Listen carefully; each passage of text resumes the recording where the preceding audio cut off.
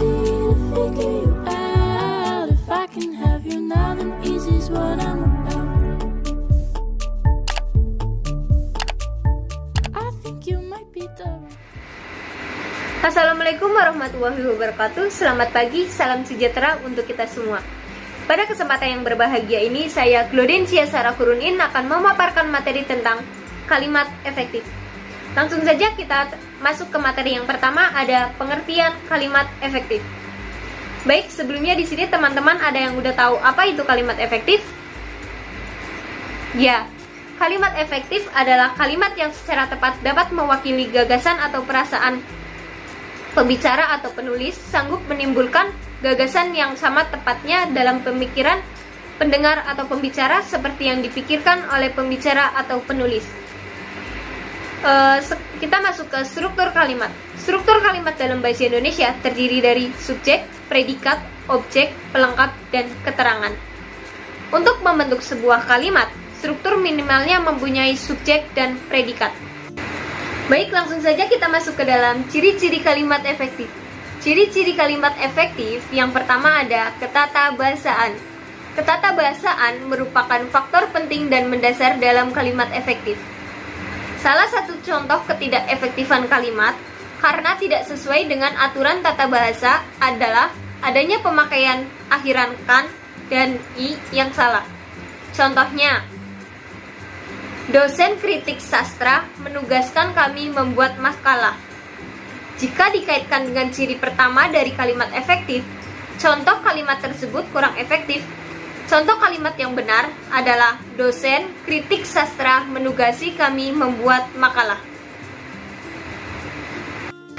Ciri-ciri kalimat efektif yang kedua ada kesatuan gagasan atau kesepadanan. Berkaitan dengan keseimbangan antara gagasan dan struktur bahasa yang dipakai, kesatuan adalah terdapatnya satu ide pokok dalam sebuah kalimat. Dengan satu ide itu, kalimat boleh panjang atau pendek. Menggabungkan lebih dari satu kesatuan bahkan dapat mempertentangkan kesatuan yang satu dan yang lainnya asalkan ide atau gagasan kalimatnya tunggal. Dan di sini, penutur tidak boleh menggabungkan dua kesatuan yang tidak mempunyai hubungan sama sekali ke dalam sebuah kalimat. Lalu kesepadanan. Kesepadanan itu artinya antara pikiran atau perasaan atau ide harus sama dengan kalimat yang diucapkan atau yang ditulis. Contohnya ada, bagi para siswa harap menyelesaikan semua tugas dengan tepat waktu. Nah, contoh kalimat tersebut tidak efektif karena pada tiap-tiap kalimatnya tidak lengkap struktur subjek dan predikatnya. Lalu yang benar bagaimana? Ada yang tahu? Ya, yang benar adalah para siswa harap menyelesaikan semua tugas dengan tepat waktu. Ciri-ciri kalimat efektif yang ketiga ada kehematan. Dalam pengertian kalimat efektif berarti hemat dalam penggunaan kata, frasa, atau bentuk lain yang dianggap tidak perlu. Hal ini disebabkan setiap unsur dalam kalimat hendaknya tidak ada yang tidak bermanfaat. Lalu di sini ada beberapa hal yang harus dihindarkan dalam kaitannya dengan konsep kehematan pada kalimat efektif. Yang pertama ada penggunaan subjek ganda, yang kedua penjamakan kata yang sudah jamak, yang ketiga penggunaan bentuk panjang yang salah, yang keempat ada penggunaan salin plus verba resiprokal, yang kelima ada pemakaian superorditat pada hiponim kata, yang keenam ada penggunaan sinonim dalam satu kalimat, dan yang ketujuh, pemakaian kata depan dari dan daripada. Ciri-ciri kalimat efektif yang keempat ada kesejajaran atau biasa disebut dengan kepararelan. Secara singkat, kesejajaran berkaitan dengan kesamaan unsur-unsur yang digunakan secara konsisten dalam kalimat, baik itu dari bentuk kata atau jenis-jenis kata dan imbuhan maupun makna kata. Nah, maksudnya adalah jika verba yang digunakan, unsur yang lain juga harus verba. Demikian pula, jika nomina yang digunakan, unsur yang lain juga harus nomina. Jika aktif yang digunakan, yang lain juga harus aktif, begitupun sebaliknya. Lalu, sebagai contoh, apabila bentuk pertama menggunakan kata kerja, bentuk-bentuk selanjutnya juga berbentuk kata kerja. Begitupun seterusnya untuk jenis kata lain. Kesejajaran akan membantu memberi kejelasan kalimat secara keseluruhan. Contohnya, mencegah lebih baik daripada pengobatan. Nah, contoh kalimat tersebut tidak efektif karena kalimat terdapat bentuk kata yang tidak sejajar. Kalimat yang benar adalah mencegah lebih baik daripada mengobati. Ciri-ciri kalimat efektif yang kelima ada ketegasan. Ketegasan dalam kalimat efektif adalah penonjolan ide pokok, misalnya dengan pengulangan kata atau repetisi dan penggunaan partikel penekanan. Nah, lalu ada berbagai cara untuk membentuk penekanan dalam kalimat.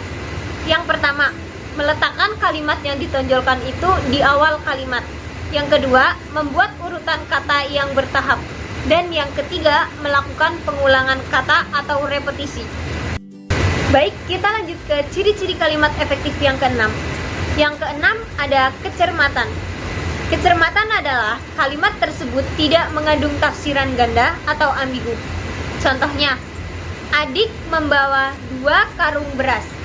Nah, kalimat tersebut bermakna ganda, yaitu yang dibawa adik adalah karung berisi beras atau karung beras tanpa isinya.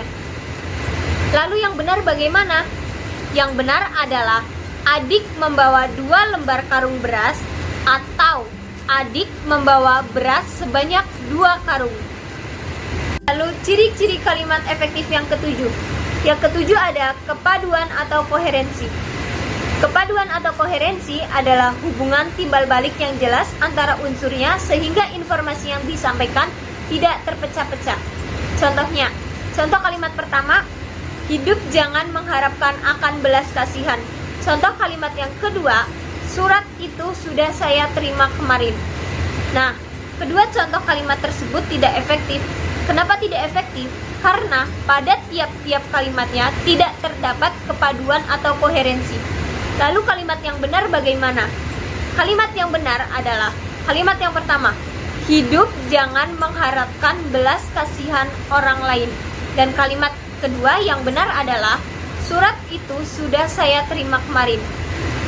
Dan di sini pada contoh kalimat yang kedua, konsep yang digunakan adalah kalimat pasif. Dan ciri-ciri kalimat efektif yang terakhir ada kelogisan. Kelogisan itu mengacu pada ide kalimat yang dapat diterima oleh akal. Kelogisan kalimat erat kaitannya dengan ketatabahasaan. Contohnya, contoh yang pertama ada waktu dan tempat kami persilahkan. Contoh yang kedua, untuk mempersingkat waktu, kita teruskan acara ini. Pada contoh kalimat tersebut tidak efektif. Kenapa tidak efektif? Karena pada tiap-tiap kalimatnya tidak mengandung unsur kelogisan. Mari kita perhatikan kalimat yang pertama. Waktu dan tempat kami persilahkan. Di sini siapa yang dipersilahkan? Apakah waktu dan tempat yang dipersilahkan? Contoh kalimat yang kedua ada, untuk mempersingkat waktu, kita teruskan acara ini. Apakah waktu dapat dipersingkat? Dan kalimat efektif yang benar itu adalah, Bapak Lukman kami persilahkan. Kalimat yang pertama. Dan kalimat yang kedua itu harusnya, untuk menghemat waktu, kita teruskan acara ini. Baik, sekian presentasi dari saya mengenai kalimat efektif. Jika ada kesalahan mohon dimaafkan. Saya akhiri. Wassalamualaikum warahmatullahi wabarakatuh.